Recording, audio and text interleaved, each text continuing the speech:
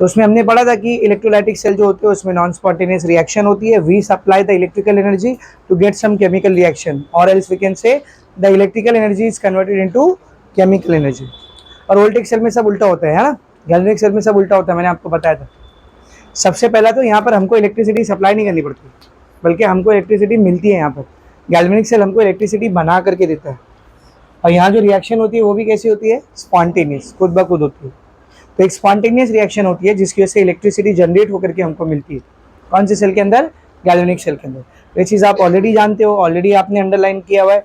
फिर से एक बार आपको गैल्वेनिक सेल की डेफिनेशन उसने दिया है, सेम चीज। देखो क्या लिख के दिया वहां पर, देखो गैल्वेनिक सेल और वोल्टेज सेल। इन गैल्वेनिक और voltage cells electricity is generated, electricity को क्या किया जा रहा है, बोल बनाया जा रहा है, through the use of spontaneous chemical reaction. किसके जरिए बेटा, स्पॉन्टेनियस केमिकल रिएक्शन के जरिए। करेक्ट है। तो ये भी एक गैल्वेनिक सेल की डेफिनेशन हो गई, पहले भी आपने देखा, ये भी डेफिनेशन है। आपको जो डेफिनेशन सही लगती है या इन पेपर आपको जो डेफिनेशन याद आती है in exam, you can write it down, आप उसको लिख सकते हो, ठीक है ना। अब देखो गैल्वेनिक सेल बनता कैसे है बेटा। तो हम लोग जब कल इलेक्ट्रोकेमिकल सेल का टॉपिक पढ़ रहे थे तभी मैंने आपको बताया था कि किसी भी इलेक्ट्रोकेमिकल सेल को कैसे बनाया जाता है। एक इलेक्ट्रोकेमिकल सेल के अंदर दो मेटल की सरफेसेस होती है जिनको हम लोग क्या कहते हैं, इलेक्ट्रोड्स। इन इलेक्ट्रोलाइट्स को सॉल्यूशंस के अंदर, इलेक्ट्रोलाइट के सॉल्यूशंस के अंदर क्या करके रखते हैं हम लोग, डिप करके रखते हैं। ऐसे ही बनता है ना इलेक्ट्रोकेमिकल सेल। लेकिन जब हम लोग इलेक्ट्रोलाइटिक सेल देख रहे थे इलेक्ट्रोलिसिस के प्रोसेस में, तब मैंने आपको बताया था कि you need only one container, one solution, और उसी में आप दोनों इलेक्ट्रोड को डाल के रखें। एक कंटेनर चाहिए, एक सोल्यूशन चाहिए, और उसी में आप दोनों इलेक्ट्रोड को क्या करके रखोगे, डाल के रखोगे। पर गैल्वेनिक सेल में ऐसा नहीं होता है। गैल्वेनिक सेल में कितने कंटेनर लगते हैं, दो। एक इलेक्ट्रोड एक कंटेनर के अंदर डिप होता है और दूसरा इलेक्ट्रोड दूसरे कंटेनर के अंदर डिप होता है। तो यहाँ पे दो अलग अलग कंटेनर रहेंगे। एनोड और कैथोड में से एनोड एक कंटेनर के अंदर डिप करके रखा जाएगा और कैथोड दूसरे कंटेनर के अंदर डिप करके रखा जाएगा, और बीच में दोनों को वायर से कनेक्ट किया जाएगा। समझा अच्छे से। तो ऐसे बनता है गैल्वेनिक सेल।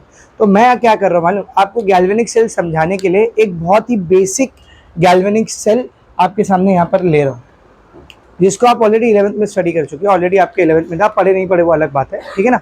सेल का नाम है बेटा डेनियल सेल। सेल का नाम क्या है बोलो, डेनियल सेल। ये सेल आपको 11th में भी है। गैल्वेनिक सेल को समझने के लिए सबसे बेस्ट एग्जांपल डेनियल सेल की होती है। तो जैसा कि मैंने आपको बताया, यहाँ पर आपको कितने इलेक्ट्रोड लगेंगे, दो। कितने कंटेनर लगेंगे, दो।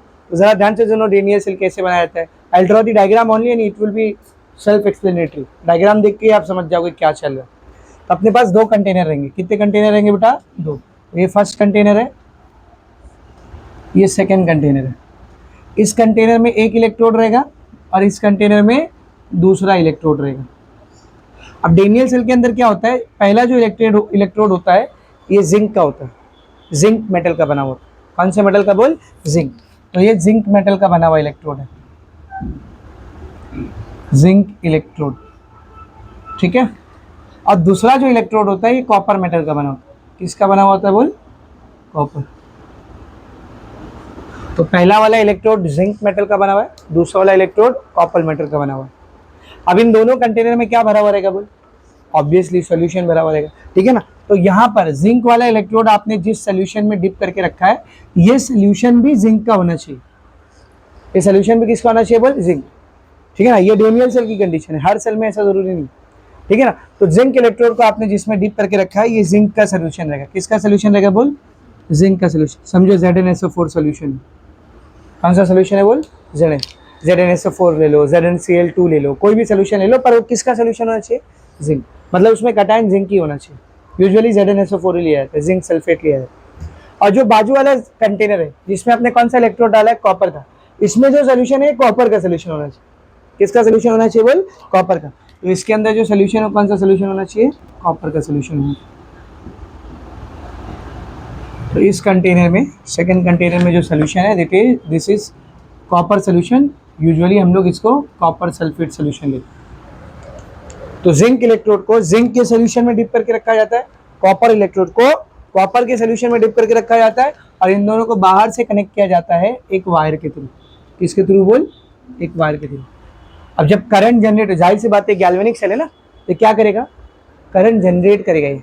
तो जब करंट जनरेट हो रहा है तो उसको सेंस करने के लिए या उसको पता लगाने के लिए भी या उसको नापने के लिए भी तो कुछ होना चाहिए ना। तो हम लोग इधर वोल्ट मीटर लगाते हैं, एम मीटर नहीं है, क्या लगाते बोल, वोल्ट, कि कितना पोटेंशियल डिफरेंस यहाँ पर जनरेट हो रहा है, कितना ईएमएफ, कितना वोल्टेज यहाँ पर जनरेट हो रहा है। फिर जब तक वोल्टेज नहीं आ रहा तब तक करंट नहीं आएगा, समझे। तो वोल्ट मीटर लगाते हैं हम लोग, वोल्टेज जनरेट हो रहा है यानी उसको देखने के लिए। समझ में आ रहा है अच्छे से, ठीक है ना। अभी पहला क्वेश्चन ये है कि इसमें 2 इलेक्ट्रोड है और आपको पता है दोनों इलेक्ट्रोड में से कोई एक इलेक्ट्रोड होती है एनोड और कोई एक इलेक्ट्रोड होती है कैथोड। अब क्वेश्चन ये उठता है इधर एनोड कौन है कैथोड कौन है। तो बेटा जिसका रिडक्शन होगा वो कैथोड रहेगा और जिसका ऑक्सीडेशन होगा वो एनोड रहेगा। सिंपल है ना, पढ़ाई था ना से। रेड कैट मीन्स रिडक्शन किस पे होगा, कैथोड पे। तो जिसका रिडक्शन होने वाला है वो इलेक्ट्रोड कैथोड की तरह बिहेव करेगी और जिसका ऑक्सीडेशन होने वाला है वो इलेक्ट्रोड एनोड की तरह बिहेव करेगी। तो कल के लेक्चर में मैंने आपको एक कंसेप्ट पढ़ाया था स्टैंडर्ड रिडक्शन पोटेंशियल का, याद है, standard reduction potential E not, याद है ई नॉट। तो जब आप चेक करोगे ना बेटा तो जिंक और कॉपर इन दोनों में जो रिडक्शन पोटेंशियल है वो कॉपर का ज्यादा होता है। किसका ज्यादा होता है बोल, कॉपर। तो अगर जिंक और कॉपर एक दूसरे के सामने आए ना तो रिड्यूस कौन होने वाला है, कॉपर, क्योंकि उसका रिडक्शन पोटेंशियल क्या है, ज्यादा। तो रिडक्शन होगा किसका बोल, कॉपर का। तो इन दोनों में रिड्यूस कौन होने वाला है, कॉपर। तो जिंक क्या होगी फिर, ऑक्सीडाइज होगी। अगर ये रिड्यूस हो रही तो वो क्या होगी, ऑक्सीडाइज। इसका मतलब जिंक का ऑक्सीडेशन हो रहा है और जिस इलेक्ट्रोड पर ऑक्सीडेशन होता है वो कौन सी इलेक्ट्रोड होती है, एनोड। तो यहाँ पर जो जिंक की इलेक्ट्रोड है किसकी तरह बिहेव करेगी, एनोड की तरह। और जो कॉपर की इलेक्ट्रोड है किसकी तरह बिहेव करेगी, कैथोड की तरह। तो in case of Daniell sell your zinc electrode is the anode and your copper electrode is the cathode. कौन सा सेल पढ़ रहे हो, गैल्वेनिक सेल पढ़ रहे हो ना। याद एक ट्रिक सिखाया था मैंने, इसमें ए एन आ रहा है, देख, मतलब इसका एनोड कैसा रहेगा, तो ये जो है आपकी नेगेटिव इलेक्ट्रोड है और ये जो है आपकी पॉजिटिव इलेक्ट्रोड। तो करंट कैसा फ्लो करेगा यहाँ पे, करंट हमेशा पॉजिटिव से नेगेटिव की तरफ जाए और इलेक्ट्रॉन कैसा फ्लो करे, नेगेटिव से पॉजिटिव। तो इलेक्ट्रॉन यहाँ पर ऐसा फ्लो करे, this will be the direction of flow of electron. अब ये इलेक्ट्रॉन आएगा कहाँ से सर, बैटरी तो हमने सप्लाई नहीं किया, एकदम सिंपल है। इधर क्या होने वाला है बोल, एनोड है ना, इधर क्या होने वाला है, ऑक्सीडेशन। यहाँ क्या होने वाला है बोल, oxidation. Oxidation means loss of electron, reduction means gain of electron.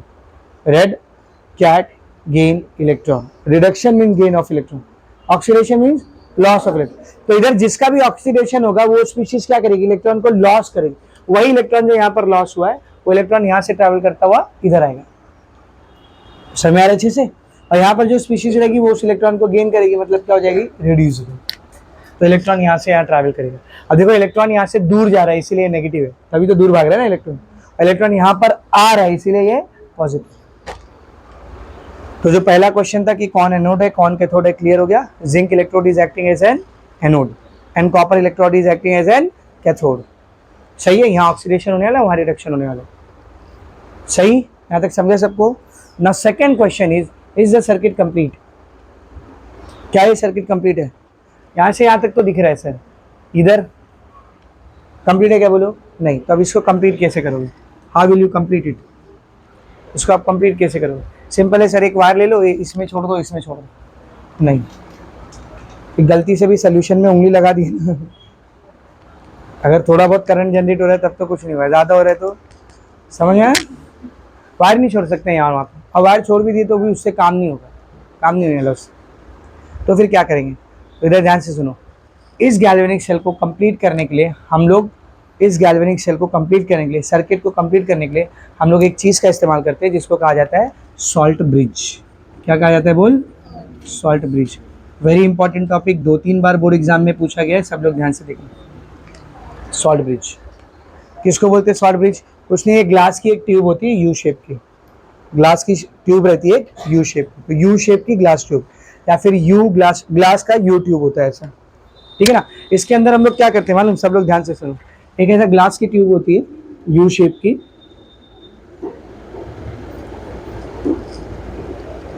एक ऐसा यू शेप की ग्लास की ट्यूब होती है। इसके अंदर हम लोग किसी इनर्ट इलेक्ट्रोलाइट को भरते हैं। इसको भरते बोल, inert electrolyte. What do you mean by inert, कल समझाया था यार, फिर जो खुद रिएक्ट ना करे, जो खुद रिएक्शन में पार्टिसिपेट ना करे।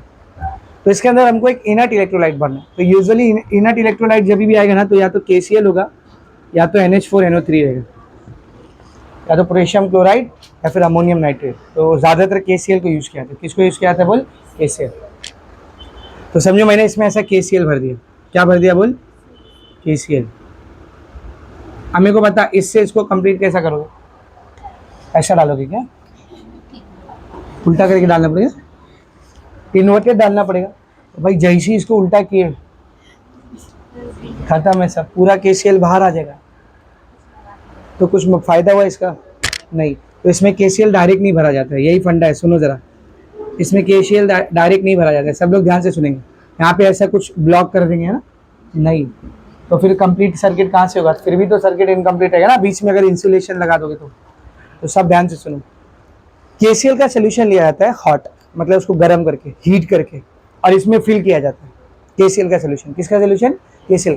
तो इसमें हॉट KCl का सोल्यूशन भरा जाता है, और फिर एक जेल आता है जिसको कहा जाता है आगार जेल। कौन सा जेल, आगार जेल। ये जेल बायोलॉजी में भी बहुत यूज होता है, बायोलॉजी में भी आपने पढ़े रहेंगे, अभी बायोटेक में शायद है ये आगार जेल। आगार जेल का सोल्यूशन होता है, ठीक है ना। तो सुनो, आगार जेल ये एक जेल होता है, जेल लाइक सब्सटेंस होता है। तो हम लोग क्या करते हैं मालूम, हॉट KCl का सोल्यूशन इसमें भरते हैं यूट्यूब में, और फौरन उसमें आगार जेल का सोल्यूशन डाल देते हैं। 5% आगार जेल, ये इसका कॉन्सेंट्रेशन है, परसेंटेज बाय मास। 5% आगार जेल का सोल्यूशन डाल देते उसी के साथ, और फिर इसको ठंडा होने छोड़ दें। तो धीरे धीरे कूल होगा, ठंडा होगा। तो जब ये ठंडा होगा ना, तो ये जो आगार जेल है अंदर सेट हो चुका रहेगा सॉलिड के फॉर्म में, जिसमें KCl का सोल्यूशन भरा हुआ। अब इसको इन्वर्ट करोगे तो कुछ भी बाहर नहीं आने वाला, समझ में आ रहा है। तो अंदर क्या भरा हुआ है समझ में आ रहा है अच्छे से। तो अंदर सबसे पहले तो कौन सा सोल्यूशन है बोल, KCl का सोल्यूशन भरा हुआ है अंदर, मिक्स विथ आगार जेल। तो डायरेक्टली मैं यहाँ पर लिख सकता हूँ कि इसके अंदर KCl प्लस आगार सोल्यूशन है, KCl का सोल्यूशन है और आगार जेल का सोल्यूशन है, ठीक है ना। तो ये सेट हो जाएगा अंदर जब इसको ठंडा करेंगे। तो जो ब्रिज बन के तैयार हुई है इसको सॉल्ट ब्रिज कहते हैं। क्या कहते हैं इसको बोल, सॉल्ट ब्रिज। अब ये यहाँ पर यूज कैसे होगी, इसको इन्वर्ट करके यहाँ पर ऐसा डाल दो दोनों कंटेनर में। इसका एक वाला पार्ट, ये एक आर्म एक कंटेनर में आएगा, दूसरा आर्म दूसरे कंटेनर में आएगा। तो ये सॉल्ट ब्रिज कुछ ऐसी दिखेगी, यहाँ पर देखिए।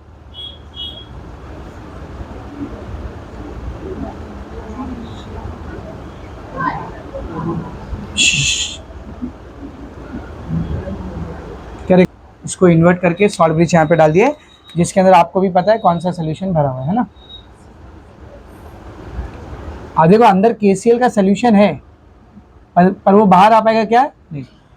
इलेक्ट्रिक कांटेक्ट भी जनरेट हो चुका है यहाँ पे। तो अब सर्किट क्या हो चुका है बोल, कंप्लीट हो चुका है। एक बात और, जब ये सॉल्ट ब्रिज यूज में नहीं होती ना, मतलब हम लोग इसको यूज नहीं कर रहे ना, तो इसको ऐसे ही नहीं रखते। इस सॉल्ट ब्रिज को डिस्टिल्ड वाटर के अंदर रखते हैं। डिस्टिल्ड वाटर समझता है ना, डिस्टिल्ड वाटर बोले तो प्योर वाटर, और कुछ नहीं होना चाहिए इसमें। तो ये सॉल्ट ब्रिज जब यूज में नहीं होती है तो we keep it inverted inside a distilled water container, ठीक है। तो when it is not in use it is kept inside distilled water container. तो आपके टेक्स्ट बुक में ना आपको सॉल्ट ब्रिज का यही डायग्राम मिलेगा, देखिए उसको डिस्टिल्ड वाटर में रखा गया है। तो आप भी यही डायग्राम बनाओगे, ठीक है ना। क्या क्या आएगा इसमें, लेबलिंग क्या क्या आएगी बोलिए। काय का ट्यूब है ये, ग्लास ट्यूब, यू शेप का ग्लास ट्यूब। अंदर किसका सोल्यूशन भरा हुआ है बोल, KCl प्लस आगार जेल का सोल्यूशन है अंदर, ठीक है ना। ये कौन सा वाटर है,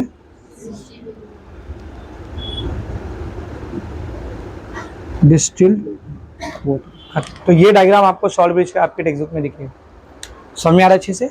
तो सॉल्ट ब्रिज लगाते ही ये सर्किट क्या हो जाता है बेटा, कंप्लीट हो जाता है। अब सॉल्ट ब्रिज का काम क्या होता है, इसके फंक्शन, ये भी क्वेश्चन कई बार आया बोर्ड में, right down the functions of salt bridge. तो 3 मेन फंक्शन आपको सॉल्ट ब्रिज के दिया हुआ है, तीनों फंक्शन मैं आपको समझा रहा। सबसे पहला फंक्शन तो आपने देख ही लिया, इस सर्किट को कंप्लीट करता है। अगर सॉल्ट ब्रिज नहीं लगाते तो सर्किट कंप्लीट नहीं होता। तो देखो जरा फंक्शन ऑफ सॉल्ट ब्रिज। पहला फंक्शन क्या दिया, देख पहला फंक्शन क्या है सॉल्ट ब्रिज का, it provides an electrical contact between the two solution and thereby completes the electrical circuit. दोनों सोल्यूशन के बीच में एक कॉन्टैक्ट का काम करता है और सर्किट को क्या करता है, कंप्लीट करता है। सेकंड, जरा ध्यान से सुनो, क्या होता अगर हम लोग सॉल्ट ब्रिज ना यूज करते और किसी दूसरे यू शेप के ग्लास ट्यूब को ऐसा उल्टा करके रख देते हैं, यू शेप का ग्लास ट्यूब लेते उसको उल्टा करके रख देते, तो आप क्या देखते हैं मालूम, चांसेस थे कि यहाँ का सोल्यूशन वहाँ चले जाए, वहाँ का सोल्यूशन यहाँ आ जाए। तो सोल्यूशंस की इंटरमिक्सिंग पॉसिबल थी, पर ये सॉल्ट ब्रिज ये काम होने देगा क्या, नहीं। तो सेकंड फंक्शन देख वहाँ पे क्या लिखा है, it prevents mixing of the two solution, दोनों सोल्यूशन को मिक्स होने से बचाता है। अब थर्ड थर्ड फंक्शन समझने के लिए इधर अंदर चल क्या रहा है वो आपको थोड़ा समझना पड़ेगा। सब बोर्ड पर देखो, सब बोर्ड पर देखो। यहाँ पर क्या होने वाला है बोल, ऑक्सीडेशन। ऑक्सीडेशन मतलब लॉस ऑफ इलेक्ट्रॉन। तो देख इधर सोल्यूशन के अंदर जिंक सल्फेट का सोल्यूशन है ना, तो बहुत सारे Zn2+ के आयन रहेंगे। किसके आयन रहेंगे बोल, Zn2+। इधर होना है ऑक्सीडेशन। ऑक्सीडेशन बोले तो लॉस ऑफ इलेक्ट्रॉन।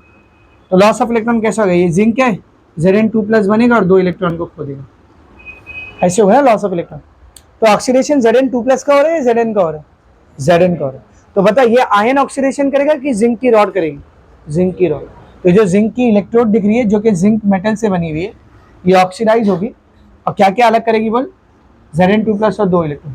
तो यहाँ से जो इलेक्ट्रॉन निकलेगा वो कहाँ जाएगा आपको भी पता है ना, यहाँ से जो इलेक्ट्रॉन निकलेगा वो कहाँ जाएगा आपको भी पता है। पर जो Zn2+ निकलेगा ये कहाँ जाएगा, ये सोल्यूशन में आ जाएगा।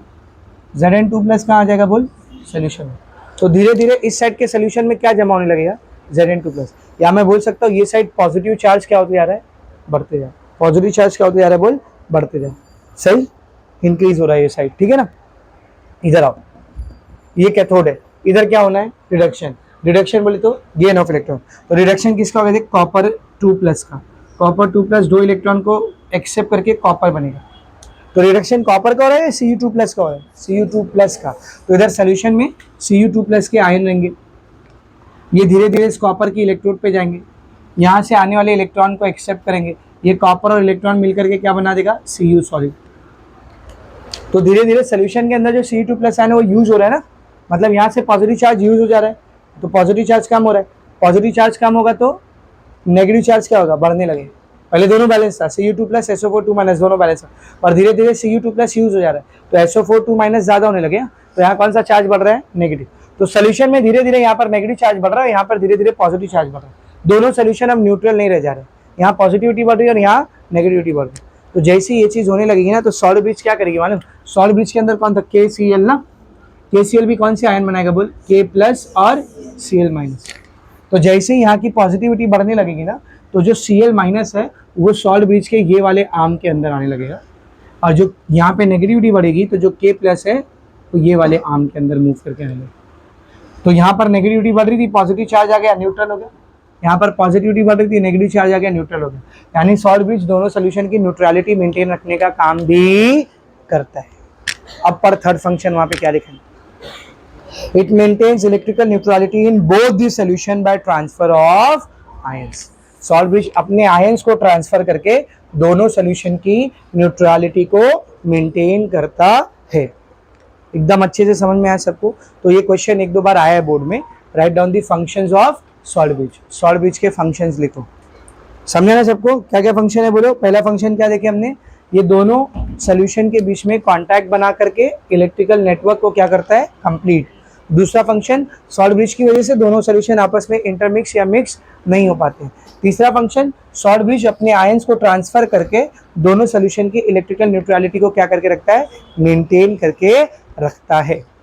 तो एक जनरल गैल्वेनिक सेल कैसा दिखता है वो भी मैंने आपको समझा दिया। सॉल्ट ब्रिज क्या होती है, उसका कंस्ट्रक्शन, उसका डायग्राम समझा दिया और उसका फंक्शन भी बता दिया। तो ये सब टेक्स्ट बुक में कहाँ दिया है देखो।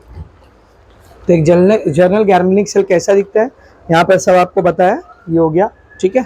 सॉल्ट ब्रिज, उसका कंस्ट्रक्शन डायग्राम ये रहा, और उसके फंक्शंस भी मैंने आपको एक्सप्लेन कर लिया।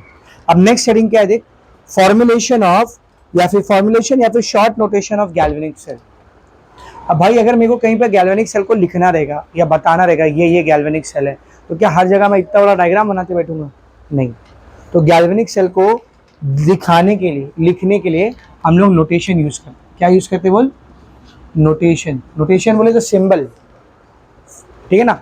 और ये जो नोटेशन या ये जो सिंबल यूज होता है, इसको सेल का फॉर्मूला भी कहा जाता है। और क्या कहा जाता है इसको बोल, फॉर्मूला। तो किसी भी गैल्वेनिक सेल का फॉर्मूला या नोटेशन कैसा लिखा जाता है वो मैं अब आपको सिखाने जा रहा हूँ। अब बहुत इंपॉर्टेंट है, आगे जितने भी सेल आएंगे, अब लाइन से हम लोग पहला सेल तो ये पढ़ रहे हैं हम लोग, डेनियल सेल, जो कि 11th का है। अभी बस मैंने आपको रिकैप कराया, ठीक है ना। आपको देखो वहां पे दिया भी उसने, पेज नंबर 103 पे। Can you tell, you have learn Daniell cell in 11th standard, write notation for anode cathode, write the cell formula. Anode का नोटेशन लिखो, कैथोड का नोटेशन लिखो और सेल का फॉर्मूला लिखो, पूछा ना उधर। तो डेनियल सेल आपको 11th में था, मैंने आपको एक्सप्लेन कर दिया। एक डेनियल सेल हो गया। आगे हम लोग और बहुत सारे इलेक्ट्रोड पढ़ेंगे, स्टैंडर्ड हाइड्रोजन इलेक्ट्रोड पढ़ेंगे हम लोग। 2-3 इलेक्ट्रोड तो हटा भी दिया आपके सिलेबस से, पहले कैलोमल इलेक्ट्रोड भी था, अब उसको हटा दिए, ठीक है, नहीं है सिलेबस। इसके बाद हम लोग क्या बोलते रहे, ड्राई सेल पढ़ेंगे, लिंकलाइन सेल पढ़ेंगे, निकल कैडमियम बैटरी पढ़ेंगे, लिथियम आयन बैटरी पढ़ेंगे, हाइड्रोजन फ्यूल सेल पढ़ेंगे, ठीक है ना, लेड एसिडेट बैटरी पढ़ेंगे। इतने सारे सेल, उन सब में सबसे इंपॉर्टेंट चीज जो रहेगी वो उनका सेल फॉर्मूला रहेगा। क्या रहेगा बोल? Cell formula. और सेल फॉर्मूला आपको रीड करते आना चाहिए, सेल फॉर्मूला आपको समझते आना चाहिए, उसमें कौन सी चीज किसको दिखा रही है ये चीज आपको पता होना चाहिए। समझ में आ रहा अच्छे से क्या बोलो? तो let's see how to write down cell formula. Cell formula को कैसे लिखते हैं, तो आपको सेल फॉर्मूला के लिखने की कुछ रूल्स दिए हुए, उन रूल्स को समझते हैं और समझते समझते इस डेनियल सेल का सेल फॉर्मूला लिखते हैं। इस डेनियल सेल का क्या लिखते हैं बोल? Cell formula. बस उसको बताने से पहले मैं आपको एक चीज और बता दूं जो यहाँ पर रह गई है। अगर आपने देख लिया तो डेनियल सेल के अंदर 2 कंटेनर यूज हो रहे हैं। तो ये आपका पूरा डेनियल सेल है, पूरा गैल्वेनिक सेल है। इसका ये वाला जो कंटेनर है ये कहलाता है हाफ सेल, और ये वाला जो कंटेनर ये कहलाता है हाफ सेल। तो 2 हाफ सेल और एक सॉल्ट ब्रिज, ये मिलकर के गैल्वेनिक सेल बनाते हैं। कैसे बनती है गैल्वेनिक सेल बोल? 2 हाफ सेल और एक सॉल्ट ब्रिज, इतनी चीजें मिलकर के गैल्वेनिक सेल को बनाती है। एक हाफ सेल में क्या रहेगा? एक इलेक्ट्रोड और उसका सोल्यूशन। दूसरे हाफ सेल में क्या रहेगा? दूसरा इलेक्ट्रोड और उसका सोल्यूशन। अच्छा, दोनों में एनोड किस साइड है? ये साइड है ना, तो इसको बोलेंगे एनोड हाफ सेल, और ये कैथोड हाफ सेल। तो हर गैल्वेनिक सेल में कितने हाफ सेल होते हैं? 2। एक एनोड का हाफ सेल रहेगा और एक कैथोड का हाफ सेल रहेगा। समझ में आ रहा अच्छे से? Is it very much clear? अभी देखते हैं सेल नोटेशन या फिर सेल फॉर्मूला को कैसे लिखा जाता है। तो पहले हमको सेल नोटेशन या सेल फॉर्मूला समझना है, उसके बाद हम लोग सेल रिएक्शन समझेंगे, सेल रिएक्शन को कैसे लिखते हैं। और अगर मेरे को किसी सेल का नोटेशन दिया, ऐसा डायग्राम नहीं बना, नोटेशन दिया, तो उसको देख करके मैं सेल का फॉर्मूला कैसे लिख, सॉरी सेल की रिएक्शन कैसे लिख सकता, एनोड की रिएक्शन, कैथोड की रिएक्शन, ओवरऑल रिएक्शन कैसे लिख सकते, तो ये पूरा भी अपने को लाइन से सीखना है। पहले सेल नोटेशन या सेल फॉर्मूला सीखते हैं। तो देखो पहला पॉइंट क्या दिया आपको, पहला पॉइंट क्या लिखा है? द मेटल इलेक्ट्रोड्स और द इनर्ट इलेक्ट्रोड, जो भी इलेक्ट्रोड यूज हुआ है, विच ओवर इलेक्ट्रोड, चाहे वो किसी मेटल का इलेक्ट्रोड हो या कोई इनर्ट इलेक्ट्रोड हो। जैसे यहाँ पर जो इलेक्ट्रोड यूज हुए ये दोनों मेटल के इलेक्ट्रोड है, दोनों में से कोई भी इनर्ट नहीं है। प्लैटिनियम होता तो इसको हम लोग क्या बोलते कि ये इनर्ट इलेक्ट्रोड, पर ये इनर्ट इलेक्ट्रोड है क्या? नहीं, दोनों कैसे इलेक्ट्रोड है? मेटल। तो चाहे मेटल का इलेक्ट्रोड हो चाहे इनर्ट इलेक्ट्रोड हो, कोई भी इलेक्ट्रोड हो, जिस भी इलेक्ट्रोड को आपने यूज किया है are denoted by vertical line place at the end of the formula और शॉर्ट नोटेशन। तो दोनों इलेक्ट्रोड को फॉर्मूले के दोनों एंड पर लिखा जाता है। कहां पर लिखा जाता है बोल? तो जो भी सेल फॉर्मूला बनेगा उसके एक एंड पर एक इलेक्ट्रोड रहेगा, दूसरे एंड पर दूसरा इलेक्ट्रोड रहेगा। एक एंड पर एक इलेक्ट्रोड रहेगा और दूसरे एंड पर दूसरा इलेक्ट्रोड रहेगा। तो सर मेरी मर्जी, मैं कोई भी एंड पे कोई भी इलेक्ट्रोड लिख दूं? नहीं, फिक्स है, रूल फिक्स है। क्या रूल है? सब लोग बोर्ड पर, सॉरी टेक्स्ट बुक में देखेंगे क्या बोला उसने, देख, the anode is written at the extreme left and the cathode is written at the extreme right। तो जब भी सेल नोटेशन लिखा जाता है, जब भी सेल नोटेशन लिखा जाता है तो एक्सट्रीम लेफ्ट, देख हम लोग ऐसे खड़े या ऐसे बैठे, ये हमारी नोटबुक है। तो सेल नोटेशन लिखते वक्त एक्सट्रीम लेफ्ट पर, फॉर्मूले के सबसे लेफ्ट पे किसको लिखा जाएगा? एनोड को। किसका लिखा जाएगा बोल? एनोड। और फॉर्मूले के सबसे राइट पर किसको लिखा जाएगा? कैथोड को। अच्छा, हम लोग गैल्वेनिक सेल पढ़ रहे हैं ना, गैल्वेनिक सेल में एनोड कैसी होती है? नेगेटिव, यानी सबसे लेफ्ट वाली जो इलेक्ट्रोड रहेगी वो नेगेटिव इलेक्ट्रोड रहेगी, और सबसे राइट वाली जो इलेक्ट्रोड रहेगी ये पॉजिटिव इलेक्ट्रोड रहेगी। समझा अच्छे से? पहला पॉइंट एकदम अच्छे से समझ में आया, पहला पॉइंट समझा एकदम अच्छे से। दूसरा पॉइंट देखो लोग, दूसरे पॉइंट में क्या बोला उसने? The insoluble species if any और gases are placed in the interior position adjacent to the metal electrode. अब क्या करना होता है मालूम? इलेक्ट्रोड का नाम लिखने के फौरन बाद अपने को सोल्यूशन का नाम लिखना होता है कि उस इलेक्ट्रोड को हमने किस सोल्यूशन में डाल के रखा है। लेकिन अगर कोई ऐसी भी स्पीशीज है जो सोल्यूशन में सॉल्युबल नहीं है पर इलेक्ट्रोड के साथ मौजूद है, जैसे मिसाल के तौर पर आगे हम लोग पढ़ेंगे जब हम लोग प्लैटिनियम का इलेक्ट्रोड यूज करते हैं ना, स्टैंडर्ड हाइड्रोजन इलेक्ट्रोड एक टॉपिक है उसमें पढ़ेंगे। जब हम लोग प्लैटिनियम का इलेक्ट्रोड यूज करते हैं ना तो उसको डायरेक्ट सोल्यूशन में नहीं डालते, उसके ऊपर पहले हाइड्रोजन गैस को एब्जॉर्ब कराते हैं। किसको एब्जॉर्ब कराते हैं? Hydrogen gas. तो इलेक्ट्रोड और सोल्यूशन के बीच में एक चीज और आ गई, कौन सी? Hydrogen gas. तो इलेक्ट्रोड के बाद उसको लिखेंगे, ये देख कैसे है, पहले प्लैटिनियम का नाम लिखना रहेगा, प्लैटिनियम सॉलिड वो इलेक्ट्रोड है।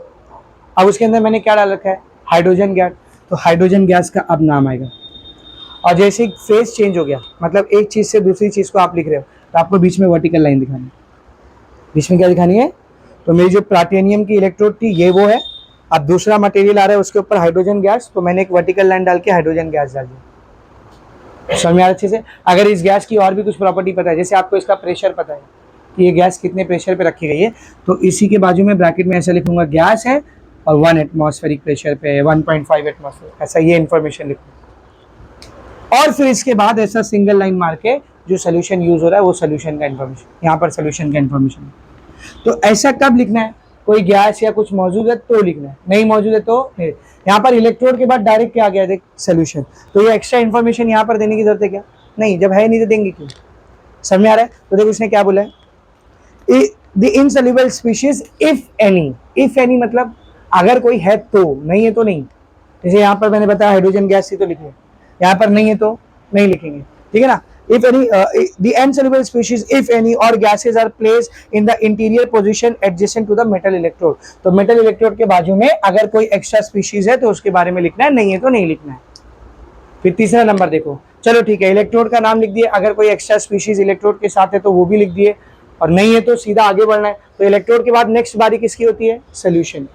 तो जो सोल्यूशन को प्लेस किया गया, जिस सोल्यूशन में इलेक्ट्रोड को प्लेस किया गया है, उसको दोनों इलेक्ट्रोड के बाजू में लिखना है। तो इस वाले इलेक्ट्रोड के बाजू में इसका सोल्यूशन रहेगा, सिंगल लाइन लगाना बीच में जरूरी है, और इस वाले इलेक्ट्रोड के बाजू में इसका सोल्यूशन रहेगा, सिंगल लाइन लगाना जरूरी है। सोल्यूशन का नाम लिखने के साथ साथ आपको उसका इंफॉर्मेशन भी लिखना है। इंफॉर्मेशन बोले तो सर कॉन्सेंट्रेशन, अगर पता है तो, नहीं पता है तो नहीं लिखेंगे। तो ये मेरा ये वाला इलेक्ट्रोड यहाँ पर आएगा, ये वाला सोल्यूशन इधर आएगा, सिमिलरली ये वाला इलेक्ट्रोड यहाँ पर आएगा, ये वाला सोल्यूशन इधर पर आएगा। अब बचा कौन रहे, salt bridge.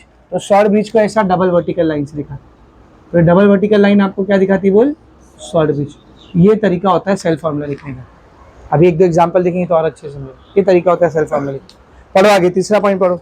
The aqueous solution of ions are placed at the middle of the cell formula. Cell formula के बीचों बीच में जो आपको दिख रहे होंगे ये सोल्यूशन होंगे, कौन होंगे, बोल सोल्यूशन। आगे देखेंगे बेटा, a single vertical line between two phases indicate the phase boundary, it indicate the direct contact between them।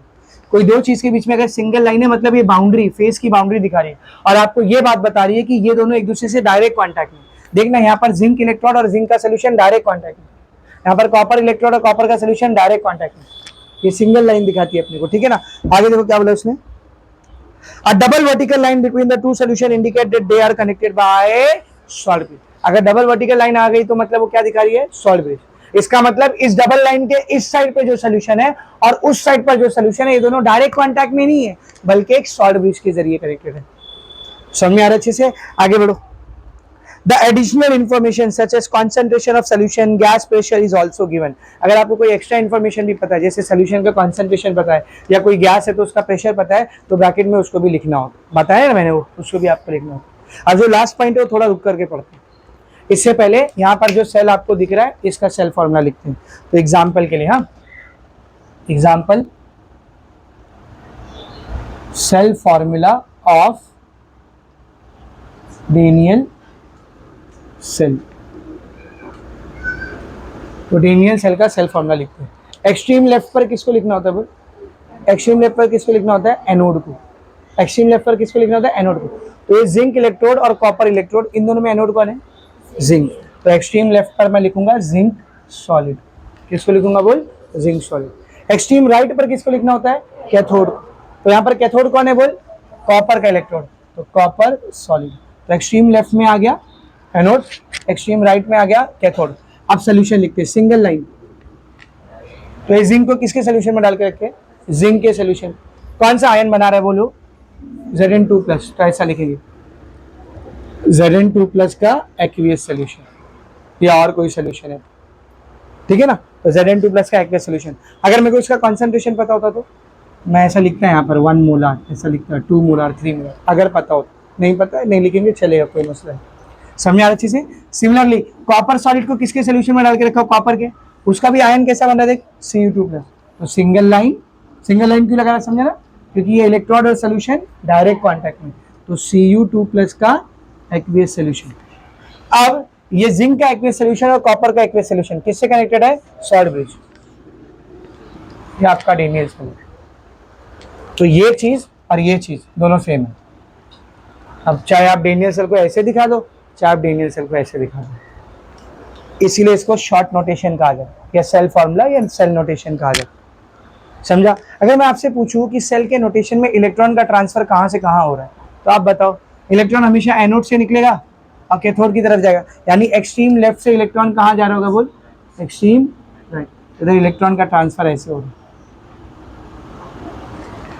तो दिखाने की जरूरत नहीं होती, अगर दिखाना है तो आप ऐसे दिखा सकते। समझे अच्छे से? तो ये हो गया सेल नोटेशन कंप्लीट, ठीक है ना। जिस तरह हम लोग सेल नोटेशन लिखते हैं, इसी तरह हम लोग इलेक्ट्रोड का या हाफ सेल का नोटेशन भी लिख सकते हैं। हाफ सेल मतलब पूरे सेल को नहीं दिखाना है, सिर्फ ये हाफ सेल, सिर्फ ये हाफ सेल, ऐसा दिखाना है। तो अब मैं उसको दिखा रहा हूं, इलेक्ट्रोड नोटेशन। क्या बेटा? इलेक्ट्रोड नोटेशन, ठीक है। इलेक्ट्रोड नोटेशन को और क्या बोल सकते हैं आप लोग?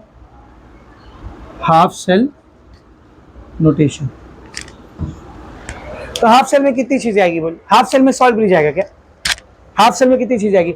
इलेक्ट्रोड आएगा और उसका सोल्यूशन आएगा, खत्म। इलेक्ट्रोड आएगा और उसका सोल्यूशन आएगा, खत्म।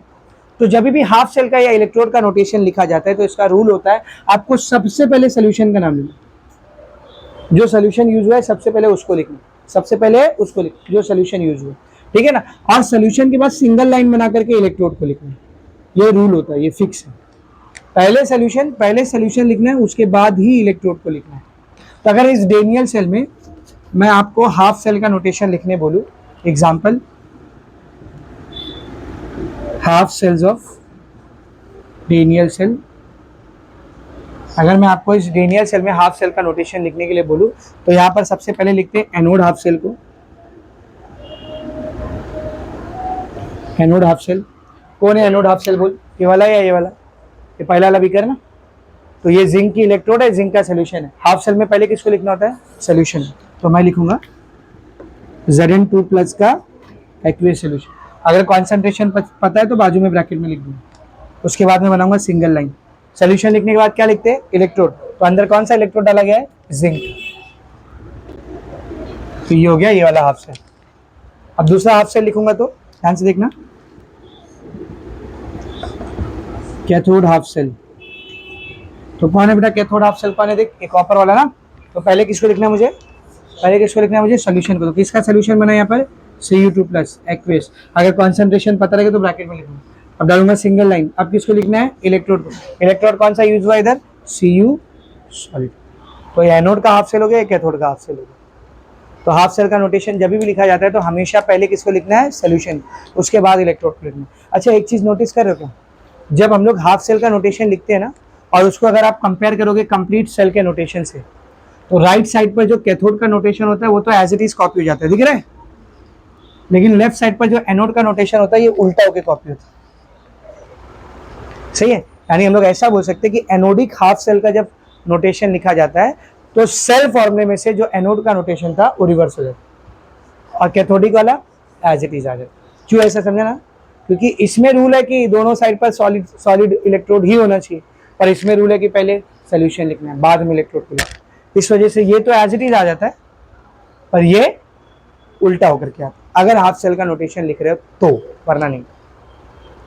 समझ आ रहा है? अगर मैं आपसे पूछूं ये सेल फॉर्मूला बताओ, ऑक्सीडेशन किधर हो रहा होगा, रिडक्शन किधर हो रहा होगा, बताओ। ये सेल फॉर्मूला, ऑक्सीडेशन किधर हो रहा है, रिडक्शन किधर हो रहा है। भाई लेफ्ट पे कौन होता है? एनोड। तो इसका ही ऑक्सीडेशन हो रहा है ना, इसका ऑक्सीडेशन हो रहा है और ये बन जा रहा है। इसका ऑक्सीडेशन हो रहा है, इलेक्ट्रॉन लूज कर रहा है, ये बन जाए। अगर मैं पूछूं रिडक्शन किधर हो रहा है, तो इधर कैथोड का रिडक्शन हो रहा है ना, तो इसका रिडक्शन हो रहा है, इलेक्ट्रॉन गेन करके ये बन जा रहा है कि नहीं? तो सेल फॉर्मूला देख के आप बहुत कुछ बता सकते हो। ये एनोड है, ये कैथोड है, इसको इसके सोल्यूशन में डाल के रखा गया, इसको इसके सोल्यूशन में डाल के रखा गया। इसका ऑक्सीडेशन हो रहा है, इसका रिडक्शन हो रहा है। ये इलेक्ट्रॉन को लूज करके ये बन जा रहा है, ये इलेक्ट्रॉन को गेन करके ये बन जा रहा है। ये हुआ ऑक्सीडेशन, ये हुआ रिडक्शन। इतना सब कुछ आप खाली सेल फॉर्मूला देख कर बता सकते हो। समझ आ रहा अच्छे से? तो ये हो गया सेल फॉर्मूला, ये हो गया हाफ सेल का नोटेशन। तो देखो हाफ सेल के बारे में आपको क्या दिया, देखो 7वां point, a single half cell is written in the order aqueous solution of ion first and then the solid electrode. जब भी हाफ सेल का नोटेशन लिखना होता है तो aqueous solution of ion first, solution को फर्स्ट लिखना है और उसके बाद क्या लिखना है? सॉलिड इलेक्ट्रोड लिखना है, ठीक है ना। आगे और भी कुछ बोला है, देख। For example Zn2+1 molar solid single line zinc solid, यही वाला लिखा है, देख यही वाला है ना, यही वाला लिखा है। आगे देख क्या बोला है, this order is reverse when the electrode act as anode in the cell. ये जो ऑर्डर रहता है हाफ सेल का, अगर ये इलेक्ट्रोड एनोड के तौर पर एक्ट कर रहा होगा तो ये ऑर्डर क्या हो जाएगा बोल, रिवर्स हो जाएगा। लेकिन अगर कैथोड के तौर पर एक्ट कर रहा होगा तो जो ऑर्डर है वही ऑर्डर। समझा अच्छे से? अब ये जो 3 लाइन लिखी है ना, एक ये वाली, एक ये वाली, एक ये वाली, वो कैन यू टेल का आंसर है। वो कैन यू टेल जो पूछा है ना, उसका आंसर है। क्या पूछा है देख, कैन यू टेल में देख जरा। You have learn Daniell cell in 11th standard, write notation for anode, cathode and write the cell formula. Anode का नोटेशन लिखना है, कैथोड का नोटेशन लिखना है, सेल फॉर्मूला लिखना है। ये एनोड का नोटेशन है डेनियल सेल की, ये कैथोड का नोटेशन है, ये सेल फॉर्मूला है, उसका आंसर है। समझ में अच्छे से? Is it very much clear? अब एक एग्जांपल आपको टेक्स्ट बुक में भी दिया है, उसको भी लिखते हैं। एक एग्जांपल टेक्स्ट बुक में दिया है, उसको भी लिखते हैं। सब लोग ध्यान से देखो क्या बोला उसने। For example, the following example illustrates this convention, the cell composed of magnesium. एक सेल बना हुआ है किसका? मैग्नीशियम का। मैग्नीशियम कौन है बेटा? एनोड है। मैग्नीशियम कौन है बोल? एनोड। एंड सिल्वर, सिल्वर कौन है बेटा? सिल्वर कौन है बोल? यहाँ पर सिल्वर है कैथोड, ठीक है ना। आगे देखेंगे, कंसिस्ट ऑफ 2 हाफ सेल। अब इसमें 2 हाफ सेल है, एक एनोड का है, एक कैथोड का है। तो पहले सेल फॉर्मूला लिखते हैं। बताओ सेल फॉर्मूला कैसे लिखेंगे? सब लोग ध्यान से देखना, इधर टेक्स्ट बुक में मत देखो, सब इधर देखो। सेल फॉर्मूला कैसे आएगा? एक्सट्रीम लेफ्ट में किसको लिखा जाता है? एनोड को। दोनों में एनोड कौन है? मैग्नीशियम। तो ये आ गया Mg solid, single line. Extreme right में किसको लिखा जाता है? कैथोड। कैथोड कौन है? Ag, Ag सॉलिड, ठीक है। अब मैग्नीशियम के बाजू में उसका सोल्यूशन आएगा, तो समझो मैग्नीशियम का सोल्यूशन, मैग्नीशियम पे हमेशा कितना चार्ज आता है बोल? Mg2+। अब समझो इसका कॉन्सेंट्रेशन दिया कितना? 1 मोलर, तो ब्रैकेट में उसको भी लिख दें। इसके बाजू में इसका सोल्यूशन आएगा, Ag पे हमेशा +1 चार्ज आता है, इसका भी कॉन्सेंट्रेशन समझो 1 मोलर है, अगर है तो। फिर ये दोनों सोल्यूशन आपस में किससे कनेक्टेड होंगे? खत्म। ये हो गया आपका सेल फॉर्मूला। कितना आसान होता है देखो, समझना, पढ़ना, लिखना, बनाना सब आसान, अगर आपको बेसिक चीजें पता है तो। समझा? तो देखो क्या यही सेल फॉर्मूला आपको वहां पर दिया है, Mg2+, नीचे देखो, नीचे Mg solid, Mg2+ 1 molar, double line Ag+1 molar, Ag solid, same cell formula है। अब अगर हाफ सेल का फॉर्मूला लिखने बोली तो देखो, एनोड हाफ सेल, पहले एनोड का हाफ सेल लिखते हैं। तो एनोड हाफ सेल मतलब कौन सा? ये वाला पार्ट। और ऐसी सेम उतारेंगे क्या? उल्टा करें, क्योंकि हाफ सेल में पहले किसको लिखना होता है? सोल्यूशन को। तो सोल्यूशन लिखेंगे इधर Mg2+ 1 मोलर, सिंगल लाइन, और फिर इलेक्ट्रोड। कौन सा इलेक्ट्रोड? Mg solid. अब कैथोड हाफ सेल लिखते हैं। कैथोड हाफ सेल क्या आएगी बोल? बोल कैथोड हाफ सेल क्या आएगी? वो वाली ना। तो पहले सोल्यूशन लिखेंगे Ag+, इसका सीक्वेंस बदलेगा क्या बोल? कैथोड है ना वो, सिंगल लाइन Ag। एकदम अच्छे से समझ में आ गया? किसी को कुछ डाउट है क्या बोलो? नहीं ना? पक्का? ठीक है। तो ये हो गया अपना सेल नोटेशन। गैल्वेनिक सेल क्या होता है, सॉल्ट ब्रिज किसको कहते हैं, उसका फंक्शन, सेल नोटेशन कैसे लिखा जाता है, सेल फॉर्मूला कैसे लिखा जाता है, इलेक्ट्रोड का हाफ सेल का नोटेशन कैसे लिखा जाता है, हाफ सेल किसको बोलते हैं, सारा सब कुछ एकदम अच्छे से समझ में आया? पक्का? किसी को डाउट नहीं ना? पक्का डाउट नहीं है? ठीक है। चलो इसको लिखो, फिर हम लोग आगे देखेंगे राइटिंग ऑफ सेल रिएक्शन। क्या बेटा? अभी हम लोग देखेंगे कि सेल नोटेशन से सेल फॉर्मूला कैसे लिखना है, how to write down cell formula using cell notation. So सब लोग देखेंगे बेटा, एकदम सिंपल है। देखो अभी हमने देखा कि सेल फॉर्मूला के लेफ्ट हैंड साइड पर, एक्सट्रीम लेफ्ट पर कौन होता है? एनोड। तो वहां से आपको एनोड की हाफ रिएक्शन मिलेगी। एक्सट्रीम राइट पर कौन होता है? कैथोड। तो वहां से आपको कैथोड की हाफ रिएक्शन मिलेगी। और एक बार आपको एनोड और कैथोड की हाफ रिएक्शन मिल गई तो आपको क्या करना है बताओ? नेट सेल रिएक्शन निकालनी। लेकिन मैंने आपको बताया था नेट सेल रिएक्शन में कभी भी इलेक्ट्रॉन नहीं दिखना चाहिए। तो आपको नेट सेल रिएक्शन निकालने से पहले एनोड और कैथोड की हाफ सेल रिएक्शन में इलेक्ट्रॉन्स का नंबर क्या करना पड़ेगा? सेम करना। जब इलेक्ट्रॉन का नंबर दोनों में सेम होगा तभी तो ऐड करने पर नेट सेल रिएक्शन में इलेक्ट्रॉन कितना आएगा? 0 आएगा, नहीं आएगा। समझ में आ रहा अच्छे से? तो डायरेक्ट हम लोग क्वेश्चन ही करते सीधा, मतलब एग्जाम्पल्स ही करते, इतना कुछ है नहीं भाई। आपके सामने सेल नोटेशन लिखी है, आपको इतना दिमाग है कि लेफ्ट हैंड साइड पर एनोड है, उसका ऑक्सीडेशन होने वाला है, तो वहां से आपको क्या मिल जाएगी? Oxidation half reaction. Right hand side पर कैथोड है, उसका रिडक्शन होने वाला है, वहां से आपको क्या मिलेगा? Reduction half reaction. फिर इलेक्ट्रॉन को बैलेंस करके नेट सेल रिएक्शन निकाल लो। जैसे एग्जाम्पल के तौर पर अभी जो हमने डेनियल सेल लिखे थे उसी का रिएक्शन लिखते हैं, ठीक है ना। क्या था डेनियल सेल? देखो zinc solid, zinc solid single line, Zn2 plus aqueous salt bridge, copper 2 plus aqueous copper solid, यही था ना डेनियल सेल। तो अब यहाँ से देखो ऑक्सीडेशन हाफ रिएक्शन क्या आएगा, तो HR बोले तो ऑक्सीडेशन हाफ रिएक्शन, तुम लोग पूरा लिखेंगे, ऐसा कोई शॉर्ट फॉर्म नहीं होता, पेपर में मत लिखना प्लीज़, ठीक है ना। तो ऑक्सीडेशन हाफ रिएक्शन, तो ऑक्सीडेशन किसका होता है बेटा, एनोड का ना। ऑक्सीडेशन किसका होता है, एनोड का। एनोड कौन होता है, जो एक्सट्रीम लेफ्ट पर, तो इसका ऑक्सीडेशन होने वाला है। मैं आपको एक फैक्ट बताऊं, इन दोनों के बीच में एरो बना दोगे रिएक्शन आ जाएगी। Zn solid arrow Zn2 plus, oxidation बोले तो लॉस ऑफ इलेक्ट्रॉन, तो Zn पे 2 पॉजिटिव चार्ज कब आएगा, जब वो 2 इलेक्ट्रॉन को लॉस। देखिए क्या किया, खाली इन दोनों के बीच में एरो बना, आउटसाइड इलेक्ट्रॉन लिया, ये आ गया ऑक्सीडेशन हाफ रिएक्शन। अभी किसकी बारी, रिडक्शन हाफ रिएक्शन। रिडक्शन किसका होता है, कैथोड का। कैथोड कौन सी साइड होता है, ये साइड, तो इन दोनों के बीच में एरो बनाओगे रिडक्शन हाफ रिएक्शन, तो Cu2 plus giving Cu solid, लेकिन यहाँ पर इलेक्ट्रॉन उस साइड नहीं आएगा, क्योंकि रिडक्शन बोले तो गेन ऑफ इलेक्ट्रॉन, तो ये Cu2 प्लस 2 इलेक्ट्रॉन को गेन किया और Cu सॉलिड बना। तो रिडक्शन हाफ रिएक्शन और ऑक्सीडेशन हाफ रिएक्शन आ गई। अब क्या लिखेंगे बोल, नेट सेल रिएक्शन। कैसे आती है नेट सेल रिएक्शन, या ओवरऑल रिएक्शन कैसे आती है, दोनों को ऐड करें, है कि नहीं। तो सब लोग ध्यान से देखो, नेट सेल रिएक्शन, या आप इसको ओवरऑल सेल रिएक्शन भी बोल सकते हो, ठीक है। क्या आएगा देख, दोनों को ऐड करो बेटा, तो ये 2 इलेक्ट्रॉन से 2 इलेक्ट्रॉन क्या हो जाएगा, कैंसिल, ये 2 इलेक्ट्रॉन से 2 इलेक्ट्रॉन कैंसिल हो जाएगा, अलग लिखता हूँ। तो ऑक्सीडेशन हाफ रिएक्शन है, Zn solid giving Zn2 plus plus 2 electron. Reduction half reaction है,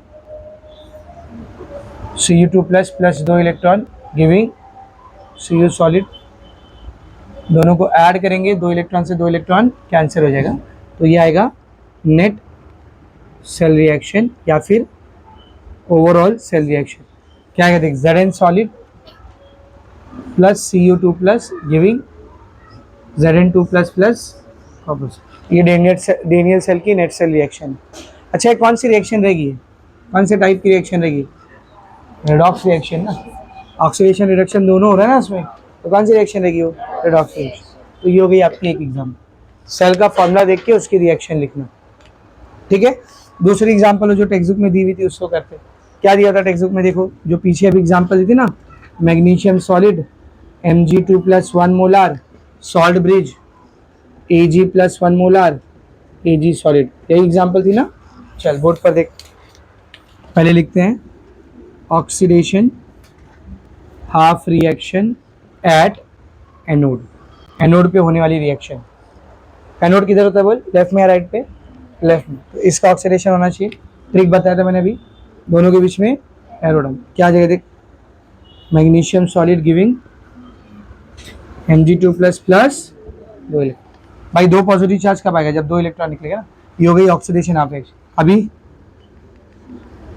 reduction half reaction at cathode, cathode कौन सी साइड होता है, राइट में, कैथोड कहाँ होता है, राइट में, तो ये है कैथोड।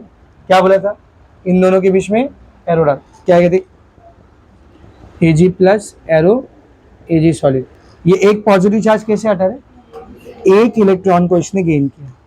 अब नेट सेल रिएक्शन निकालना है, दोनों को ऐड कर देंगे, नहीं, अगर दोनों को ऐड किए तो इलेक्ट्रॉन कैंसिल नहीं होगा, इलेक्ट्रॉन सेम करना पड़ेगा।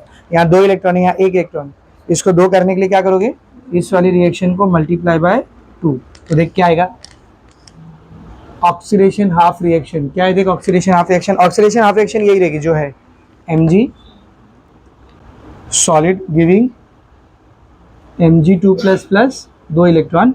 रिडक्शन हाफ रिएक्शन क्या आएगी देख,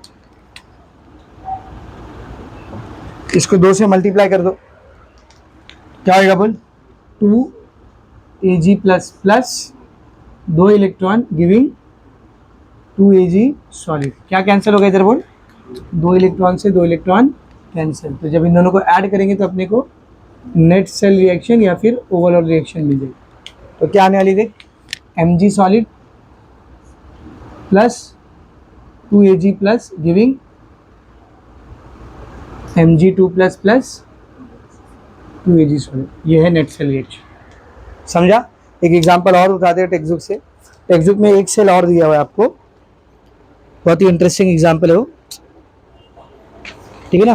देखो निकल सॉलिड, थर्ड एग्जांपल, निकल solid Ni2 plus concentration 1 molar, ठीक है। उसके बाद सॉल्ट ब्रिज, फिर एल्यूमिनियम 3 प्लस कॉन्सेंट्रेशन 1 मोलार, और फिर एल्यूमिनियम सॉलिड। और इसमें इलेक्ट्रॉन का ट्रांसफर भी बता दिया, नहीं भी बताया तो आपको पता है इलेक्ट्रॉन एनोड से निकल के कैथोड की तरफ जाता है। तो ये आपको सेल नोटेशन दिया हुआ। अब आपको इस नोटेशन को देख के रिएक्शन लिख, ऐसा क्वेश्चन आ सकता है। For the given cell notation write down the oxidation half reaction, reduction half reaction and net cell reaction, तीनों समझा रहे। तो तीसरी एग्जांपल है, पहली ये हो गई, दूसरी हो गई, तीसरी ये हो गई, तीन बहुत है, चौथी कराऊंगा भी नहीं। एक्सरसाइज में एक भी क्वेश्चन दिया भी नहीं, इसीलिए 3 एग्जांपल बहुत है। समझ में आ रहा अच्छे से?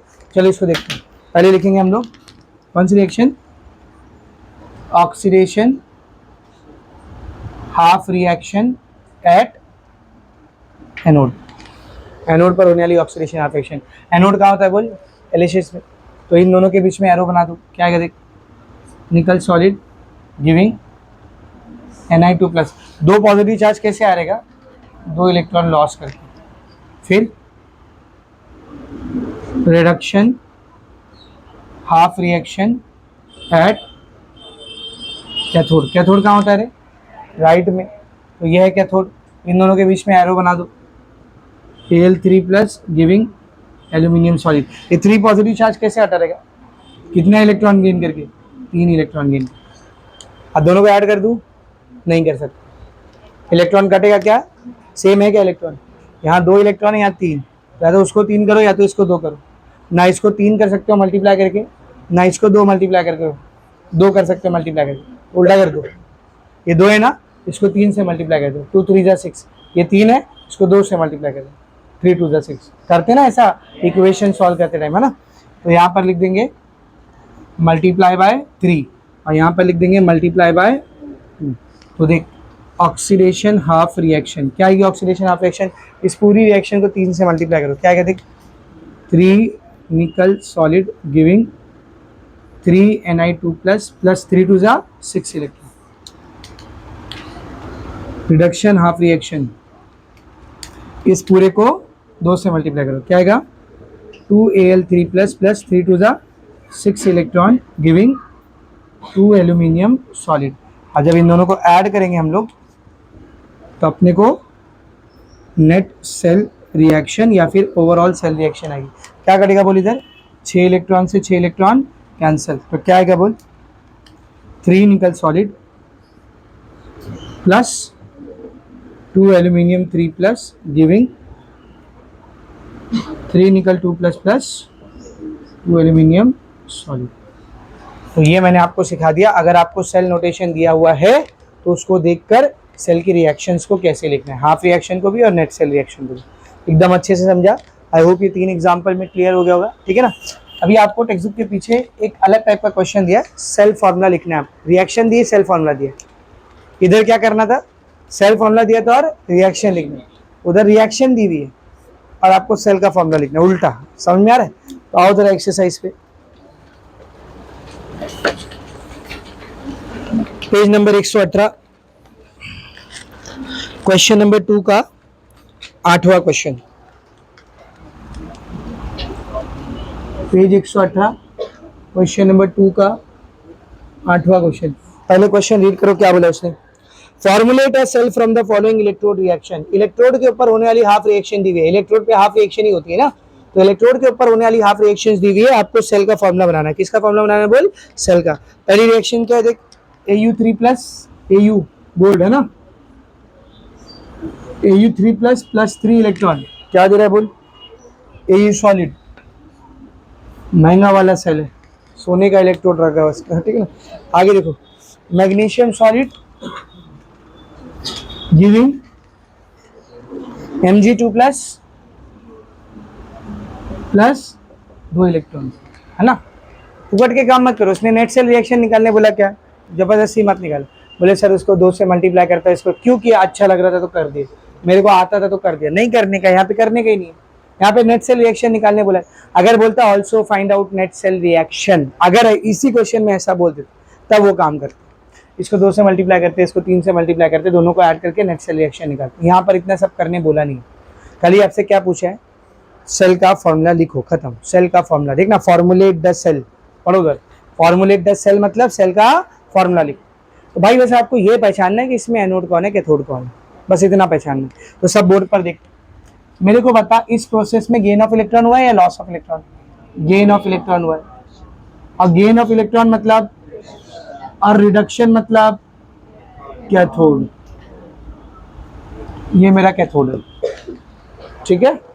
इस प्रोसेस में देखो गेन ऑफ इलेक्ट्रॉन हुआ है, loss of electron, loss of electron, loss of electron मतलब ऑक्सीडेशन, ऑक्सीडेशन कहाँ होता है रे, एनोड पर, तो ये मेरा एनोड, बस कैथोड एनोड पहचान लिया, खत्म, ठीक है ना। तो अब देख सेल फॉर्मूला क्या आएगा, आंसर सेल फॉर्मूला इज, सबसे एक्सट्रीम लेफ्ट पे किसको लिखना होता है, बोलो एनोड को, दोनों में एनोड कौन है, मैग्नीशियम, तो मैग्नीशियम सॉलिड एक्सट्रीम लेफ्ट में आएगा, ठीक है ना।